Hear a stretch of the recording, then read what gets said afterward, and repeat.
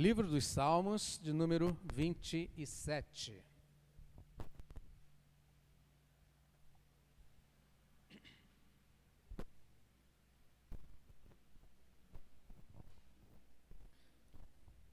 Assentados como estamos, acompanhe a leitura que será feita nesta hora. Livro dos Salmos, de número 27.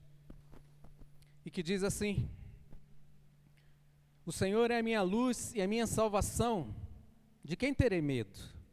O Senhor é a fortaleza da minha vida, a quem temerei? Quando maus feitores me sobrevêm para me destruir, meus opressores e inimigos, eles é que tropeçam e caem.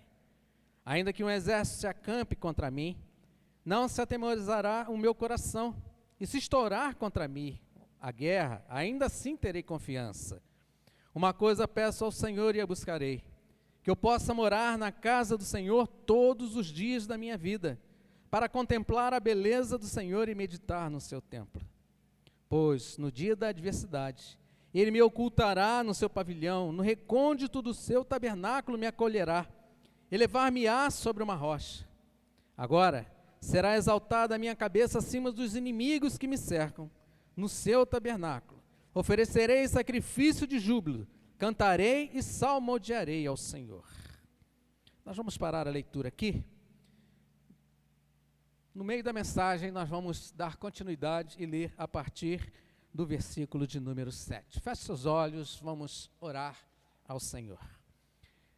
Querido Deus, amado Pai, ó Deus, o nosso coração está alegre, está feliz, porque, ó Deus, estamos aqui, Senhor, cultuando a Ti como nosso Deus, porque fomos escolhidos para isso, fomos trazidos aqui, ó Deus, para que pudéssemos cultuar ao Senhor, entregar a Ti, ó Deus, um culto de louvor e gratidão ao Teu santo nome. Ó Pai, nós te agradecemos por tudo quanto o Senhor tem feito por nós, e principalmente, ó Pai, pelo privilégio de ter acesso às Sagradas Escrituras, porque sabemos que é o Senhor falando conosco quando lemos a Bíblia Sagrada. Por isso, Senhor, toma a direção, fala conosco, tira, Senhor, toda dúvida, e que ao sairmos daqui, Senhor, possamos, ó Deus, ter a ciência de que realmente ouvimos a Tua voz. Pai, aceita, Pai, a nossa oração. Nós oramos agradecidos no nome do Senhor Jesus. Amém. Irmãos e irmãs, o tema da mensagem de hoje é a vitória, Davi e a vitória sobre o medo. Falar sobre medo é algo que, com certeza, atinge a muitas pessoas. Todos nós temos algum temor.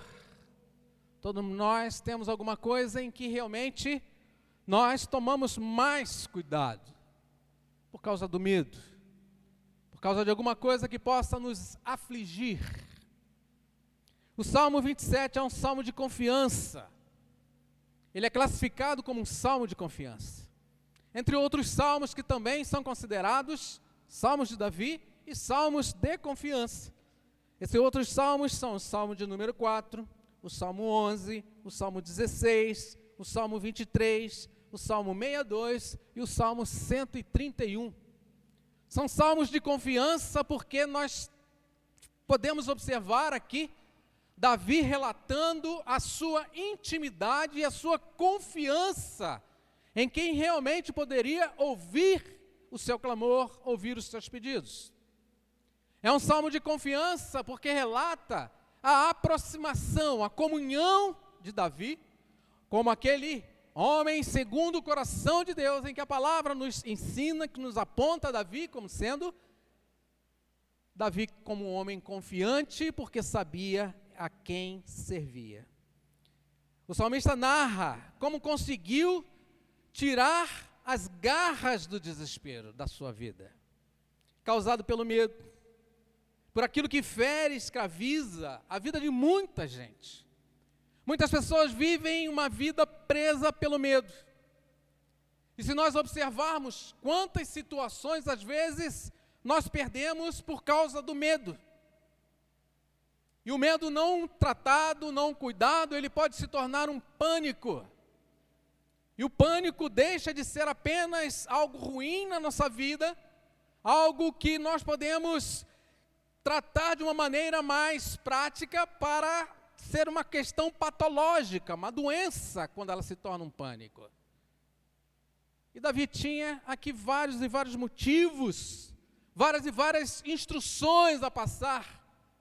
As histórias que nós podemos ver em que as Sagradas Escrituras nos trazem sobre a experiência deste guerreiro, deste líder, deste rei, deste homem que andava com Deus, um pecador, um homem que errou, mas mesmo assim, um homem segundo o coração de Deus.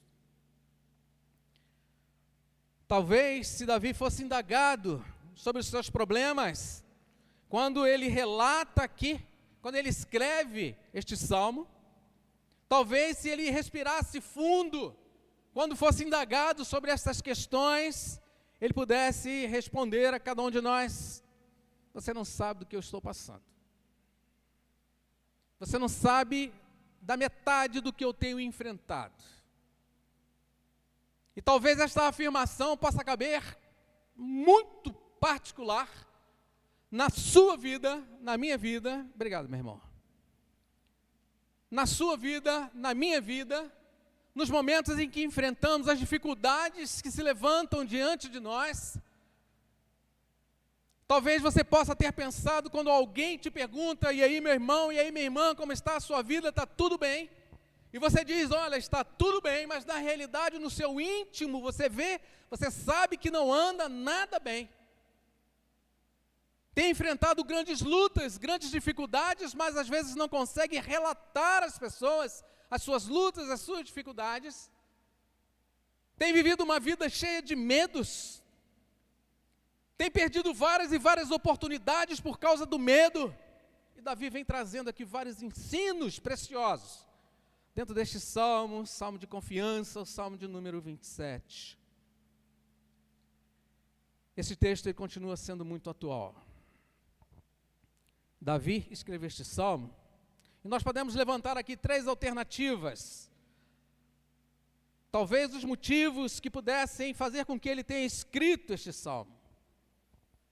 Sei lá, que ele escreveu quando estava sendo perseguido por Saul? Será que por causa da perseguição de Saul, que tentava ceifar a sua vida, ele precisou sair de vários e vários lugares, chegou ao ponto de fazer aliança contra os filisteus, que era o povo que era o maior inimigo do povo de Israel? Chegaram ao ponto de se aliar ao exército dos filisteus, pronto para lutar contra o exército de Israel. Será que ele estava vivendo esse momento? Será que ele estava vivendo o momento da fuga do seu próprio filho, Absalão, que queria tomar o trono, e que para que pudesse tomar o trono do pai, o rei Davi, estava disposto a matar o seu próprio pai? Será que era neste momento? Será que podemos apontar para um momento um pouco mais distante, quando Davi já é idoso? E nós podemos ver isso lá no segundo livro de Samuel, capítulo 21, de 15 a 17, quando ele se depara contra os filisteus, lutando contra os filisteus, em que ele quase foi morto, mas foi socorrido por um dos seus guerreiros, e teve a sua vida ali. Ele foi livre da morte por um dos guerreiros dele. Será que foi num desses momentos? Mas qual o segredo que nós podemos tirar dessas lições? Como Davi conseguiu a vitória sobre o medo? Nós podemos aqui separar 2 lições importantes. 2 lições que vão trazer para nós, nesta noite, algo que nós precisamos aprender com o exemplo do rei Davi. A primeira lição, o primeiro ponto que nós destacamos aqui, a primeira lição: não permitir que o medo abale a confiança em Deus. É algo que jamais o cristão pode permitir.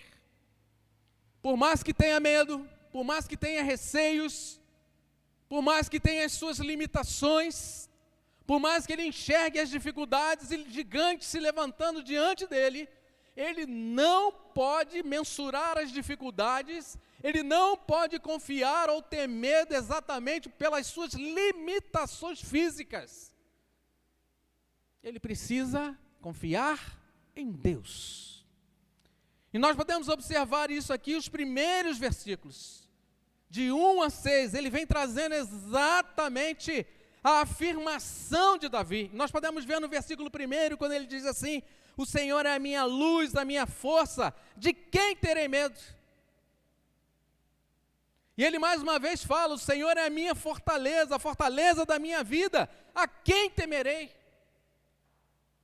Ele fala exatamente, ele exclama em tom de pergunta: por que temer? A quem temer?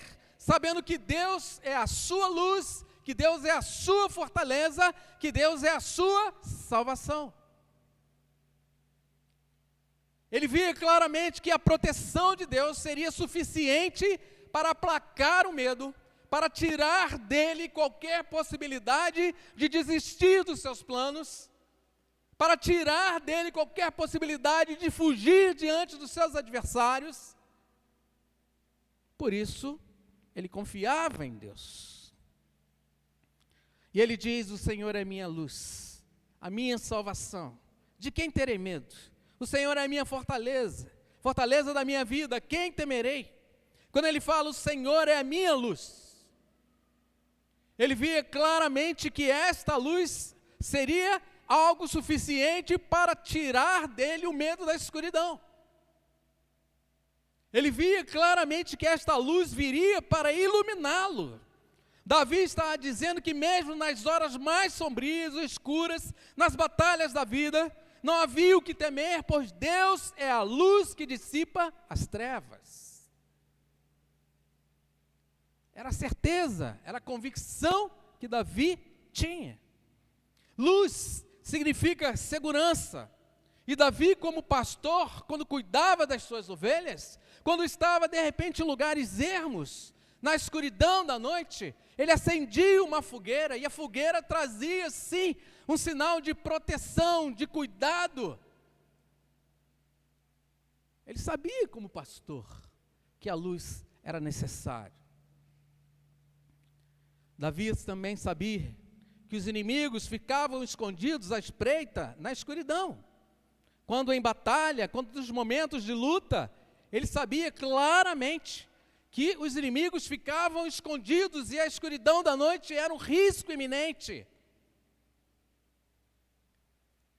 A luz da perseverança de Deus e a segurança de Davi, mesmo que ele passe pelo vale da sombra da morte, Deus seria sua luz no meio das trevas.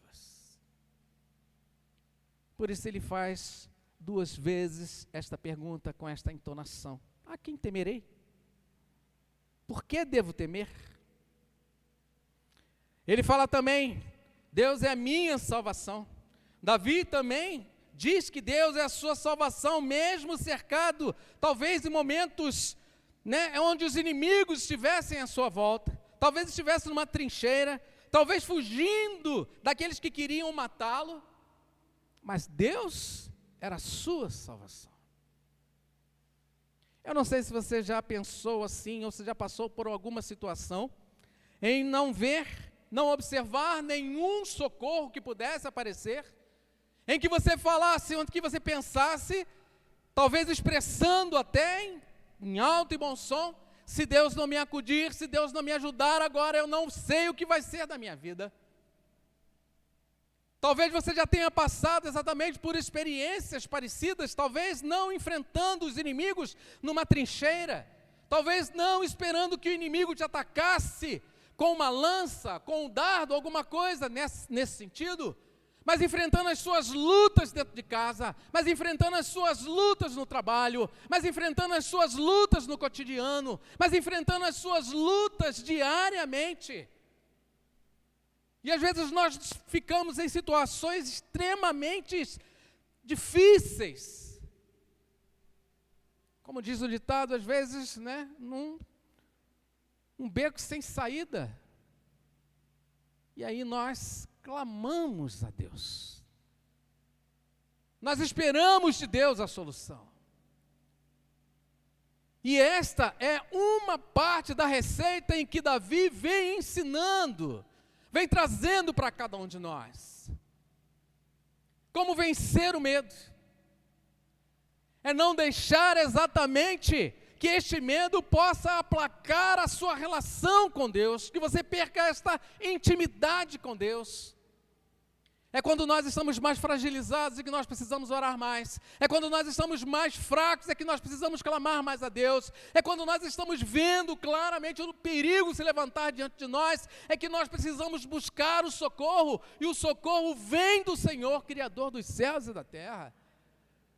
Exatamente nesses perigos, nestes momentos em que nós estamos aflitos, às vezes passando por grandes agonias, são nesses momentos em que nós precisamos olhar mais, buscar mais a presença de Deus, clamar mais a Ele. E eu vou dizer um negócio para vocês, não há momento mais propício para que nós nos aproximemos de Deus que esse momento que nós estamos vivendo. Momento de pandemia, momento que traz insegurança, insegurança em relação à saúde, insegurança em relação ao trabalho, insegurança em relação à economia, em relação à política, em relação a várias e várias outras coisas. Nós estamos vivendo um momento em que jamais na história o mundo inteiro passou pela mesma situação. Talvez um país aqui, ou outro país, ou acolá, mas nós estamos vivendo uma crise mundial,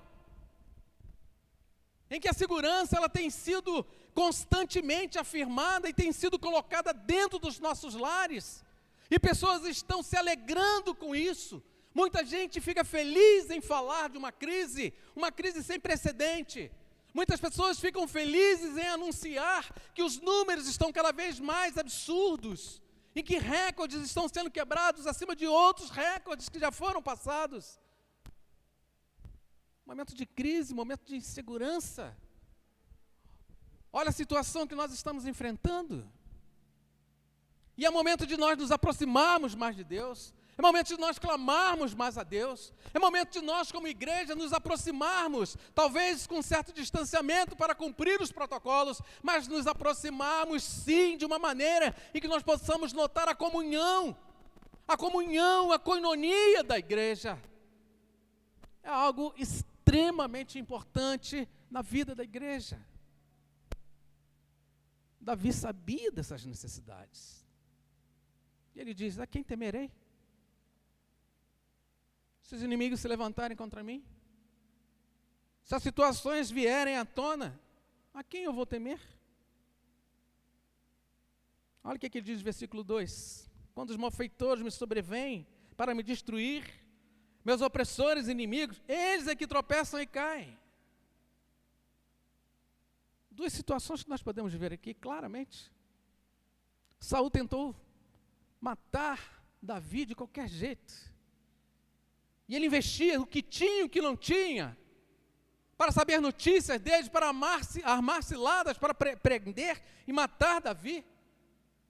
Mas Deus deu a Davi duas oportunidades para que ele pudesse ceifar a vida do seu inimigo ali. Mas é Davi, como homem de Deus, como servo de Deus, ele fala: quem sou eu para tocar no ungido do Senhor? Quem sou eu para tocar naquele que fora escolhido por Deus para reinar sobre Israel? Davi não levou isto, embora tenha sido aconselhado, mas não tirou a vida de Saul. Uma outra situação que nós podemos ver aqui é quando Absalão também vai com o seu exército, com a sua tropa, atrás de Davi. Davi estava fugindo da presença de Absalão, e de repente, numa empreitada, Absalão vai em cima do seu cavalo, e ele fica preso entre os galhos, pendurado. O cavalo foi embora, ele ficou pendurado, ficou totalmente exposto, foi ferido e morto. Os inimigos que se levantaram, os malfeitores me sobrevêm para me destruir, meus opressores inimigos, eles é que tropeçam e caem. Por isso Davi tinha tanta certeza, tanta confiança. Por isso Davi não media aquilo que fazia para obedecer a Deus, para narrar as benfeitorias que Deus fez pela vida dele. E ele sabia daquilo que Deus ainda poderia fazer. Nós podemos ver claramente aqui a certeza de Davi, de que Deus jamais o abandonaria. Nós podemos ver aqui ainda, a partir do versículo 4 ao versículo 6, eles nos mostram que aqueles que confiam em Deus, amam a Deus e desejam estar com Ele.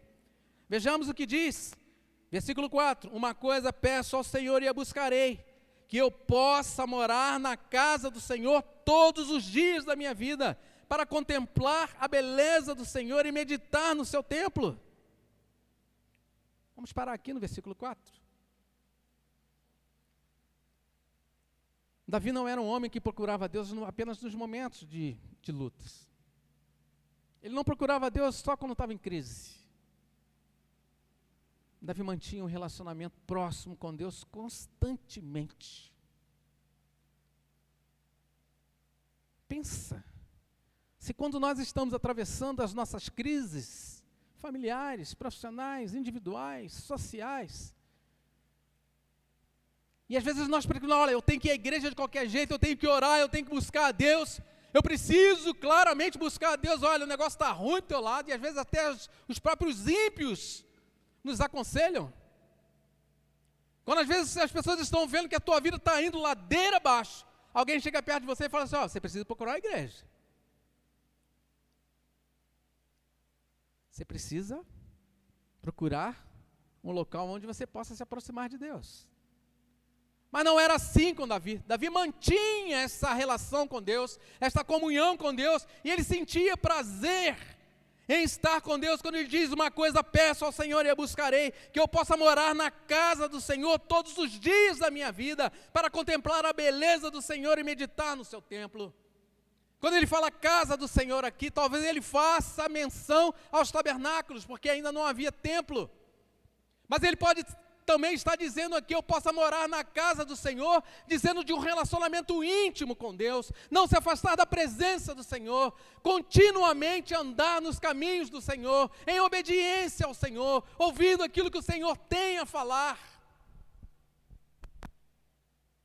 Davi sabia da necessidade que tinha. E ele sentia prazer. E quando nós olhamos, irmãos, quando nós olhamos, às vezes, as pessoas não sentindo falta de congregar, as pessoas se distanciando umas das outras, aquelas raízes que foram criadas, sendo dissolvidas, aquelas raízes que não tiveram profundidade em se apegar na terra, como diz lá, né, a parábola do semeador, aquelas sementes que caíram à beira do caminho, terreno pedregoso,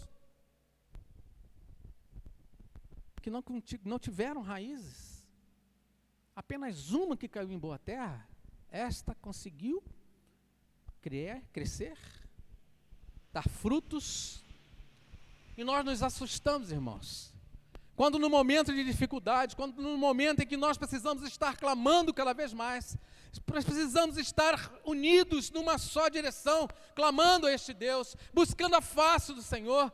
Eu me assusto quando eu olho e vejo que muitas pessoas que poderiam estar juntas conosco, as pessoas estão dispersas, buscando outras coisas, tendo outras prioridades. Eu fico assustado com isso. Eu não sei se os irmãos estranham, mas eu estranho. Quantas pessoas que poderiam estar conosco, sentados aqui, participando deste culto, domingo de ceia.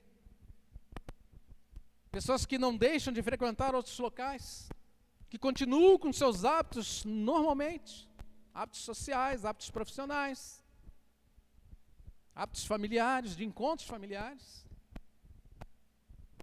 Mas o hábito da frequência ao culto foi simplesmente aniquilado.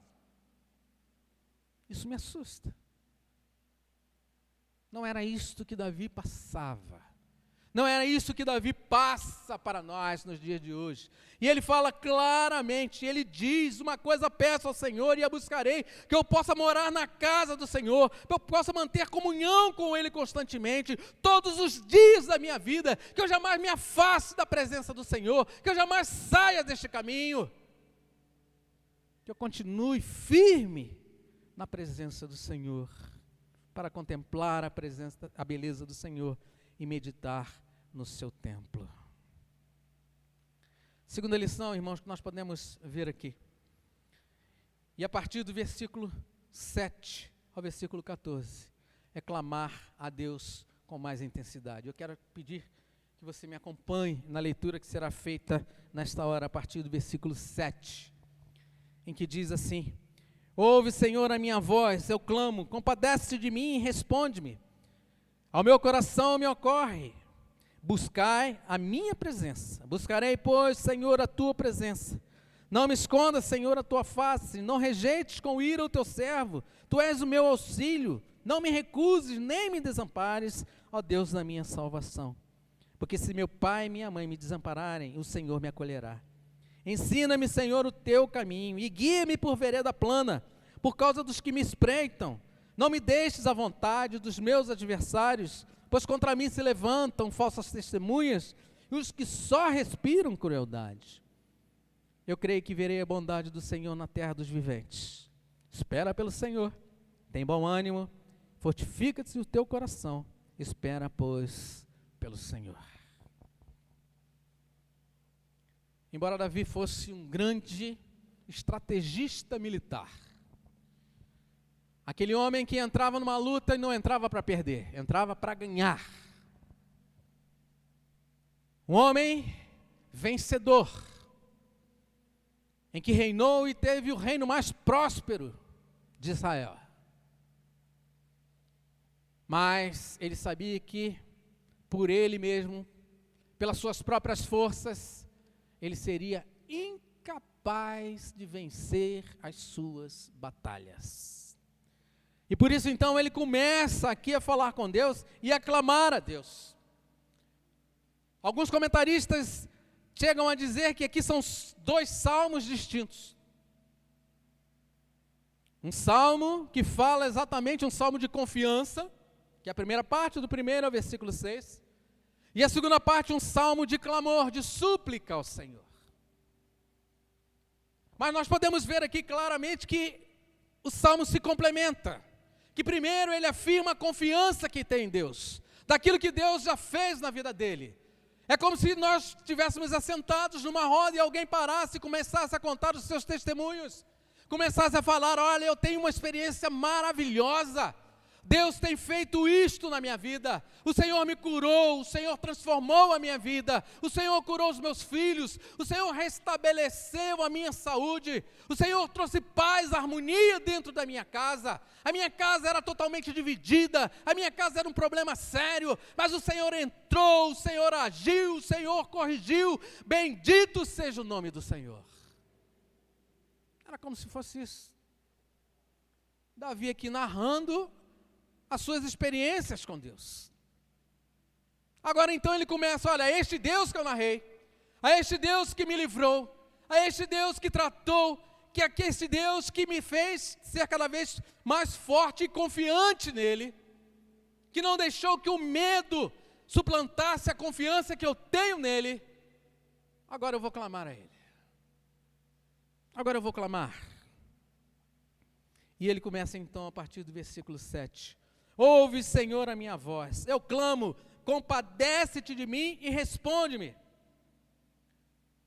Nós podemos olhar aqui na entonação desta oração, que não é apenas uma oração, como nós falamos no início do culto, uma oração de adoração ao Senhor. Uma oração de adoração ao Senhor, uma oração em que enaltece o que é aquilo que o Senhor é. Uma oração de louvor é uma oração que fala daquilo que o Senhor faz. Mas aqui nós não vemos esta entonação, nós observamos aqui exatamente um clamor. E um clamor é exatamente quando uma pessoa está carente, quando ele grita, quando ele esperneia, quando ele fala com Deus: olha, Senhor, é motivo de urgência, Senhor, não é para amanhã, não é para depois de amanhã, eu preciso que o Senhor haja imediatamente, porque eu preciso, é questão de vida e morte. Era o clamor de Davi. Assim como no Salmo de número 4, quando Davi estava sendo perseguido por Absalão, ele fala exatamente: ouve-me, clamo com o meu clamor, ó Deus da minha salvação. São salmos de confiança que também trazem nessa entonação de clamor, porque Davi sabia quem clamar. É no momento de desespero que a gente vê e que a gente sabe em quem nós podemos confiar. É no momento da dor intensa. É no momento quando o seu amigo não pode socorrer, quando o médico não pode agir, quando o remédio não faz efeito. É no momento em quando você está lá exatamente numa situação de grandes aflições, em que ninguém pode estender a mão para você, em que as pessoas às vezes viram as costas para você. É exatamente neste momento em que você vai clamar, em que você tem a confiança firmada em Deus, sabendo que Deus é aquele que não vai virar as costas para você, sabendo que Deus é aquele que vai ouvir o seu clamor. E o clamor tem esta entonação de urgência. E Davi fala exatamente com Deus: ouve, Senhor, a minha voz, eu clamo, compadece-te de mim e responde-me. Ele precisava de uma resposta que fosse imediata. Davi andava na presença de Deus. Ele sabia que Deus iria respondê-lo. E uma das coisas que a gente aprende, irmãos e irmãs, é que oração traz resultados. Quem ora mais tem mais resultados. Quem ora menos tem menos resultados. Quem não ora tem pouquíssimos e raros resultados. De manhã, na lição da escola dominical, foi falado sobre aquele movimento Desperta Débora. Um movimento muito bacana. Há algum tempo já esse movimento está assim, com grande evidência, que tem o tema: mães de joelhos, filhos. Não ouvi? Mães de joelho, filhos. Mães de joelho, filhos de pé. Isso quer dizer que quando as mães se ajoelham na presença do Senhor, clamando pela vida dos seus filhos, clamando pela sua casa, Deus ergue do monturo o desvalido. Deus restaura a família. Deus restaura os filhos que se foram. Deus traz de volta aquele que havia se perdido, como o filho pródigo. E a oração, ela com certeza vai trazer mais base para as nossas relações com Deus. As respostas com certeza virão. Versículo 9. Não me escondas, Senhor, a tua face, não me rejeites com ira o teu servo. Tu és o meu auxílio, não me recuses, nem me desampares, ó Deus da minha salvação. Pelo perigo que Davi estava correndo, a situação era de urgência.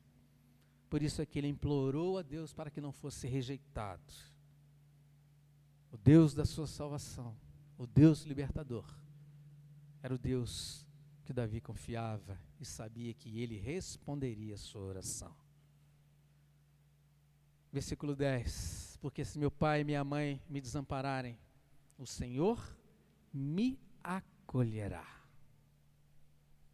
A confiança era tão grande que ele sabia que se todos lhe virassem as costas, Deus jamais o abandonaria.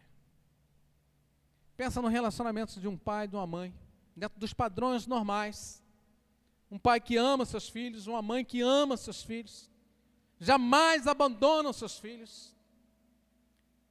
Mas ele fala: ainda assim, ainda que eu seja abandonado pela minha mãe e pelo meu pai, eu tenho certeza que Deus não há de me abandonar.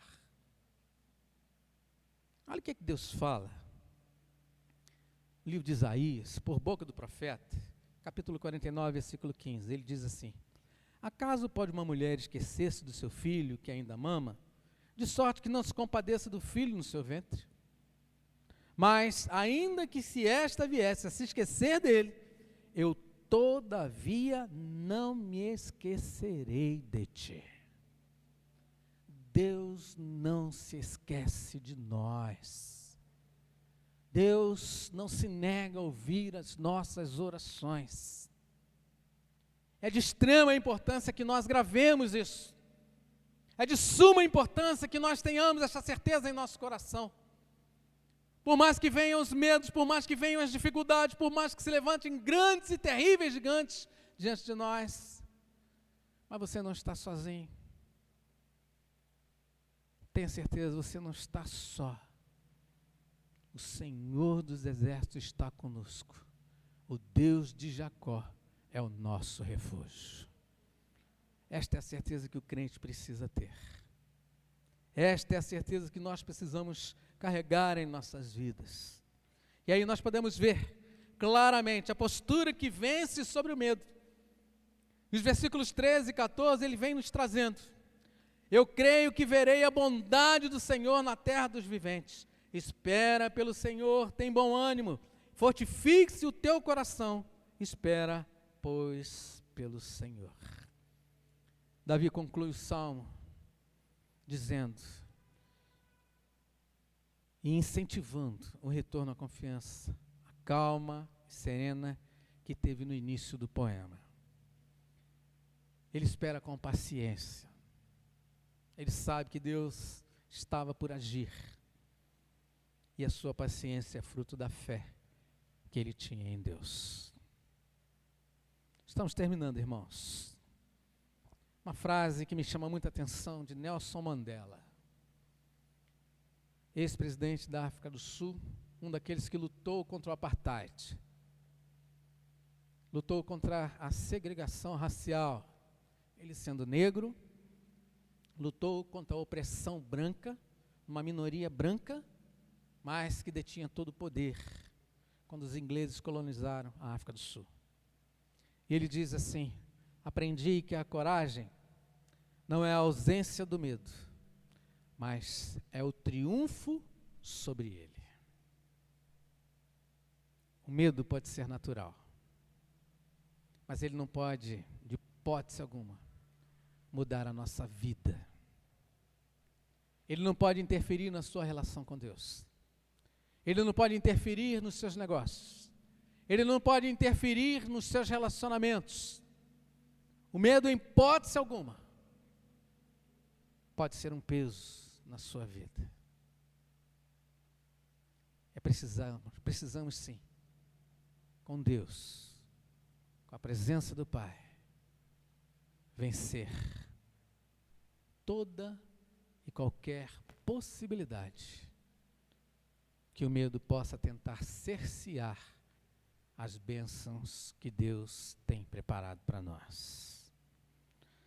John Stott resume muito bem o nosso entendimento quando ele comenta que o Senhor é a minha luz para me guiar. O Senhor é a minha salvação para me libertar. O Senhor é a minha fortaleza, aonde posso me refugiar. Que você possa ter aprendido, assim como eu aprendi, nessas lições de Davi, como vencer o medo. Não deixe que o medo seja um grande problema na sua vida. Confie em Deus. Tenha certeza que Ele há de ouvir as suas orações, as suas preces. Vamos orar? Querido Deus, que bom, Deus, poder falar contigo mais uma vez. Sabemos que somos encorajados pelo Senhor, porque a nossa confiança tem aumentado, porque sabemos que nós jamais estamos sozinhos e que podemos confiar plenamente na Tua proteção e no Teu cuidado, Senhor. Ó Deus, muito obrigado, Senhor, porque sabemos que o Senhor é aquele que nos escolheu para andarmos e sermos luz em meio às trevas, para fazermos a diferença onde quer que estejamos, mas para mostrar a todos que nos conhecem que temos um Deus que cuida de nós. Ó Pai, atenta, Senhor, para a vida de cada pessoa que adentrou aqui nesta noite. Ó Deus, atenta, Senhor, para cada vida, Senhor. Talvez pessoas que entraram com situações difíceis, pessoas temerosas, pessoas que não têm tido, Senhor, nenhum tipo de encorajamento para lutar e vencer, pessoas que estão fragilizadas espiritualmente. Ó Pai, nós te rogamos, Senhor, em nome do Senhor Jesus, que haja encorajamento da tua parte, que haja vigor espiritual, que haja perseverança vinda da tua parte e fortaleza na vida de cada irmão e cada irmã que adentrou aqui nesta noite. Ó Pai, estenda suas mãos sobre nós. Nós oramos e agradecemos por tudo, no nome do Senhor Jesus. Amém. Irmãos, vamos passar ao momento da celebração da ceia, momento em que nós celebramos a morte, mas muito mais a morte, nós celebramos a vida, porque Jesus Cristo venceu a morte, Ele ressuscitou.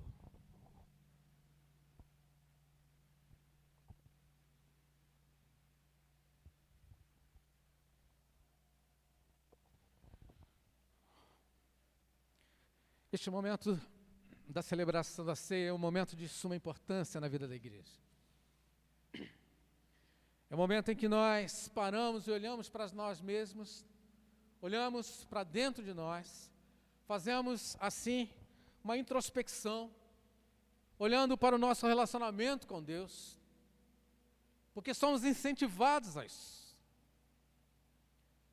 O apóstolo Paulo, escrevendo aos Coríntios, na sua primeira carta, capítulo 11, versículo 23 ao versículo 29, ele traz ali vários ensinos preciosos para aquela comunidade, que se aplica aos nossos dias, que se aplica à nossa realidade, para que nós jamais possamos banalizar este momento de plena comunhão. Comunhão em primeiro lugar com Deus, comunhão entre nós, coinonia entre nós, irmãos. E o apóstolo Paulo, ele incentiva aquele povo, para que esta prática, além de que não fosse banalizada, que esta prática ela pudesse ser algo assim de suma importância na vida da igreja. Que as pessoas pudessem sim tratar com maior reverência, com cuidado.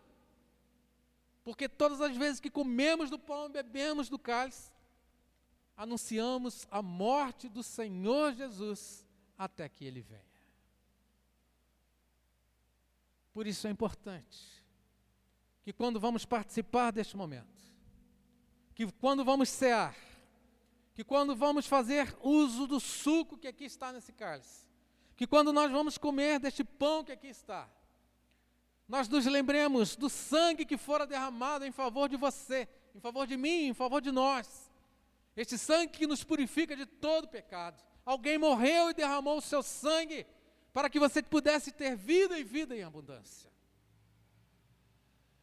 E que quando nós vamos comer deste pão, ele simbolicamente nos remete ao corpo do Senhor Jesus Cristo, simbolicamente.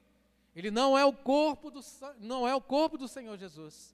Ele nos remete, ele aponta para o sacrifício de Cristo. É um meio de graça dado por Deus a cada um de nós. E por isso nós precisamos ter todo cuidado, todo critério, ao participar deste momento. E o apóstolo Paulo, ele fala algo que é de tudo que ele diz. Ele, resumindo, no final ele diz, por isso é importante que você pare e pense na sua vida.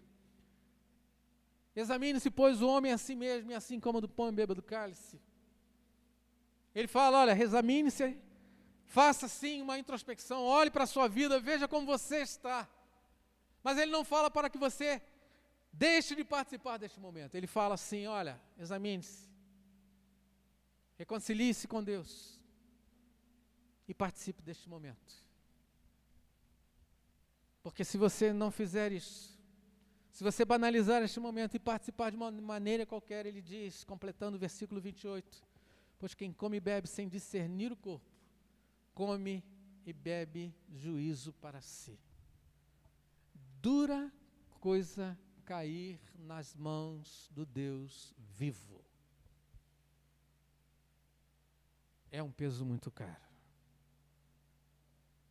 Neste momento nós vamos orar, consagrando aqui o pão e o suco, com todo critério, com todo o cuidado.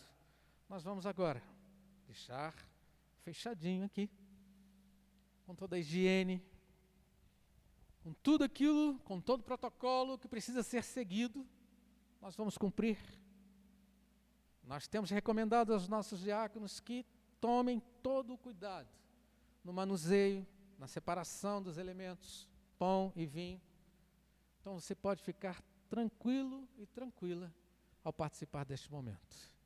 Nós vamos orar consagrando o pão e o suco. Deus querido, nós mais uma vez falando contigo nesta noite. Agora, Senhor, queremos consagrar aqui, ó Deus, este pão que nos remete ao corpo do Senhor Jesus Cristo, que foi dado por nós. E Jesus Cristo, Ele diz que Ele é o pão da vida. Ele se auto-anuncia como este pão, Senhor. Ó Deus, e nós queremos participar deste banquete, comendo, Senhor, participando, sim, ó Deus, e queremos ter parte com o Senhor Jesus Cristo.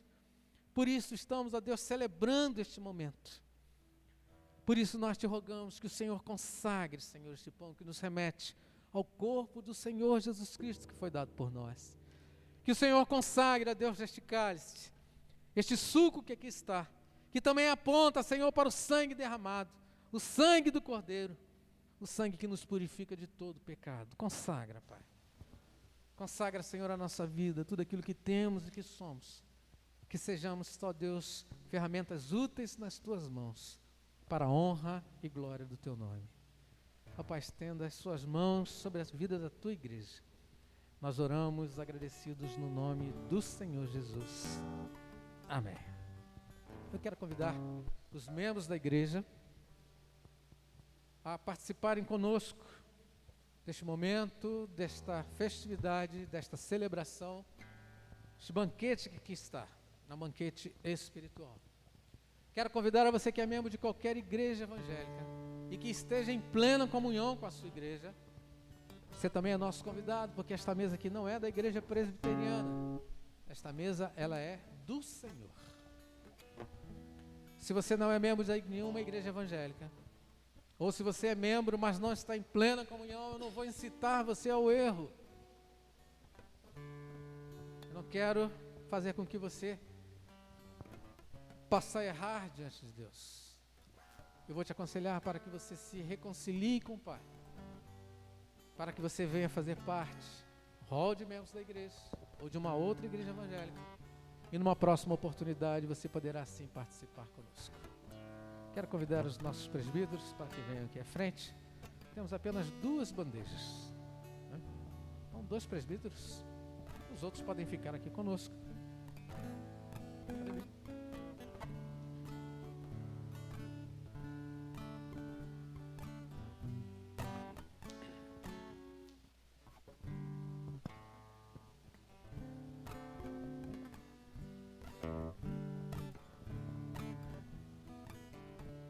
Presbítero Marcos,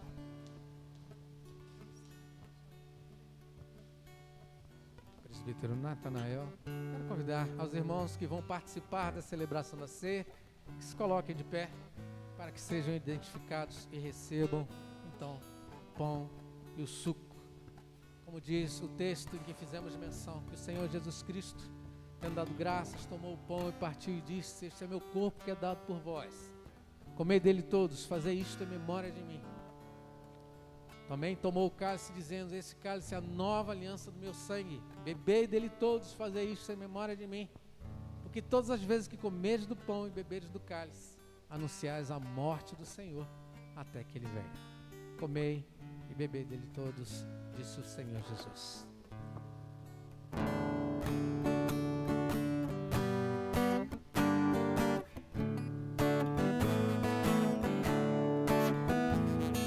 Seja bendito o Cordeiro, que por nós na cruz padeceu. Seja bendito seu sangue, que por nós pecadores verteu. Eis que no sangue lavados, vem tendo puro coração, os pecadores remidos por Jesus sem Deus comunhão. Algo mais que a neve, algo mais que a neve, sim, desse sangue lavado, mais algo que a neve estou. Com espinhos e a coroa que Jesus por nós suportou. Oh, tão profundas as chagas que nos provam o quanto Ele amou. Eis nessas chagas pureza para o maior pecador. Ai, quem mais alto que a neve, o teu sangue nos torna Senhor. Algo mais que a neve, algo mais que a neve, sim, desse sangue lavado, mais algo que a neve vestou. Se as faltas nós confessarmos e seguirmos na tua luz, tu não somente perdoas, purificas também, ó Jesus. Lavas de todo pecado, que maravilhas de amor, pois quem mais alto que a neve, o teu sangue nos torna Senhor. Algo mais que a neve, algo mais que a neve, sim, desse sangue lavado, mais algo que a neve vestou.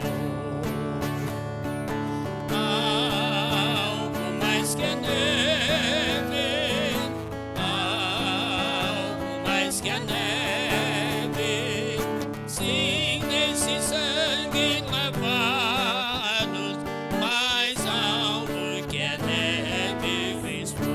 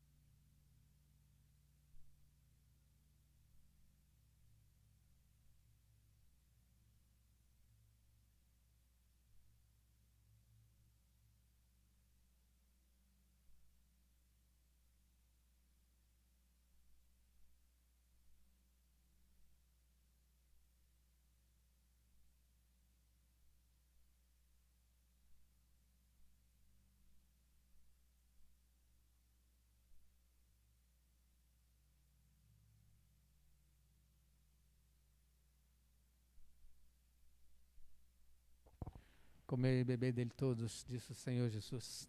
fazer isto em memória do Senhor.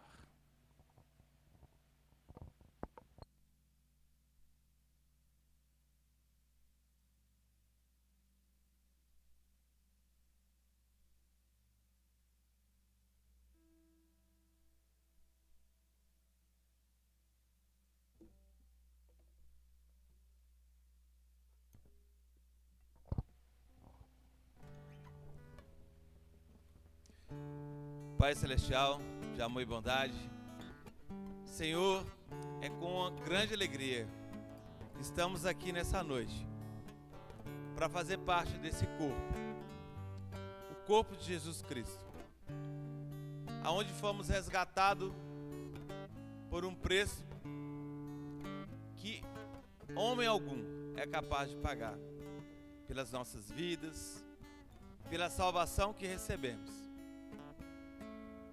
por todas as bênçãos que o Senhor tem derramado sobre nós. E queremos, Senhor, nesse momento, agradecer por termos sido escolhidos para fazer parte dessa família, para fazer parte dessa mesa,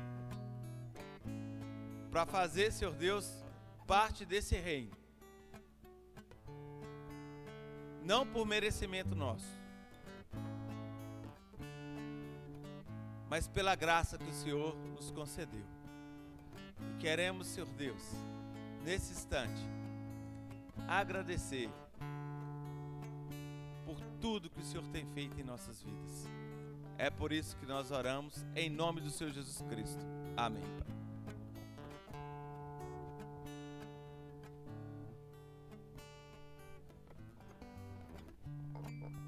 Irmãos, nós já estamos encerrando o nosso trabalho. Queremos agradecer aí a sua presença, você que saiu do seu lar, veio cultuar conosco. Que Deus te dê uma semana abençoada. Presbítero Geraldo, você vai orar agora. Você tenha uma semana abençoada, sob os cuidados do Senhor. Nós sempre fazemos, ao final do nosso culto, nossa família no altar, né? E não temos, parece que os nomes já foram todos, né? Então nós hoje vamos agir de uma maneira diferente. Pode orar por ele, mas não é da igreja. Então eu quero inaugurar aqui uma fórmula diferente. Deixa eu agir aqui. Nós temos um casal que está chegando na igreja. Como é seu nome mesmo? Charles e Tainara. Família do altar desta semana vai ser Charles e Tainara. Então nós vamos orar durante toda a semana por vocês. Viu, Charles? Viu, Tainara? A igreja estará orando por vocês durante toda a semana. Então, todos os domingos, ao findar do culto, nós tiramos o nome e a lista não ficou pronta. Então, vocês estão inaugurando a nossa lista e a igreja estará orando por vocês durante toda essa semana. Nós vamos orar neste momento, fazendo a oração final. Nosso irmão presbítero Geraldo estará orando e em seguida estarei impetrando a bênção do Senhor sobre a sua vida. Senhor Deus e amado Pai, nós queremos te dar graças nesta hora, como Igreja de Cristo Jesus, por tantas bênçãos que o Senhor tem derramado sobre cada um de nós, como Igreja do Senhor, como corpo de Cristo, pela honra que temos, ó Pai querido, de aqui celebrar o Teu sacrifício. Ó Deus querido, sabemos, cremos e sentimos a Tua presença neste lugar. Graças ao Senhor que nos uniu a Deus, ao Pai. Graças ao Senhor que com Teu infinito amor tem nos tocado, nos consagrado e nos santificado ao Senhor até a Tua volta, até aquele dia glorioso em que o Senhor nos levará para junto do Pai. Graças te damos, ó Deus querido, porque reunidos nós nos alegramos no Senhor. A Tua comunhão que é sentida e é palpável neste lugar, o Teu Espírito Santo, ó Deus querido, que em nós habita e trabalha, no meio do Teu povo, no meio da Tua igreja, que tem derramado todas as bênçãos celestiais sobre nós. Graças te damos, porque o Senhor nos escolheu, não fomos nós que te escolhemos. Graças te damos, ó Pai, que foi pela Tua graça, pela Tua soberania, pelo Teu eterno amor incondicional. Graças te damos nesta hora, Deus querido, não temos como lhe pagar por tamanha graça com que o Senhor nos tem tocado. Ó Deus, nessa hora nós te bendizemos e nos alegramos por este culto maravilhoso, no nome santo do Senhor Jesus Cristo. Amém. Que a graça do nosso Senhor e Salvador Jesus Cristo, o amor de Deus, o Pai, e as doces consolações do Espírito Santo, esteja sobre vós, irmãos, sobre todo o povo de Deus, espalhado por toda a face da terra, não só hoje, mas para todo sempre. Amém. Você pode se assentar, fazer a sua oração. Estaremos ali na porta para nos despedirmos.